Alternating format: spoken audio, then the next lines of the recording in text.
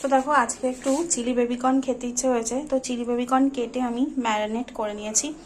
Cornflour, আদা রসুন paste, লঙ্কার গুঁড়ো আর হলুদ গুঁড়ো আর নুন স্বাদ মতন। এখানে পেঁয়াজ, অনিয়নটা কেটে নিয়েছি, আর এখানে বেল পেপার, এখানে কাঁচা লঙ্কা রেখেছি, আর যেরকম সস লাগে tomato sauce, soya sauce, chilli sauce, নুন চিনি তো লাগছেই। কীভাবে বানাচ্ছি দেখাচ্ছি। তো দেখো আমি কর্নগুলোকে ফ্রাই করে নিচ্ছি, কিছুটা তুলে নিয়েছি, এটা সেকেন্ড টাইম আমি দিলাম। এখানে আমি কিছুটা তুলে নিয়েছি, এইভাবে আগে ফ্রাই করে নেবো যেরকমভাবে চিকেন পকোড়াগুলো করে।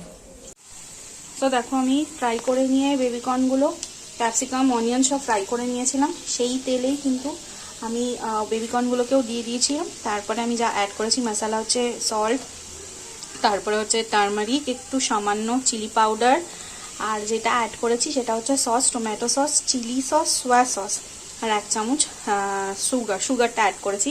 এবার আমি এটাকে আরেকটু ফ্রাই করে সামান্য একটু জল দিয়ে ঢেকে দেবো।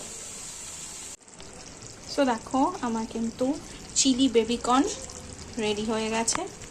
এবার জাস্ট আমি সার্ভ করব। কেমন হয়েছে আমি একটু তুলে দেখাচ্ছি। দেখো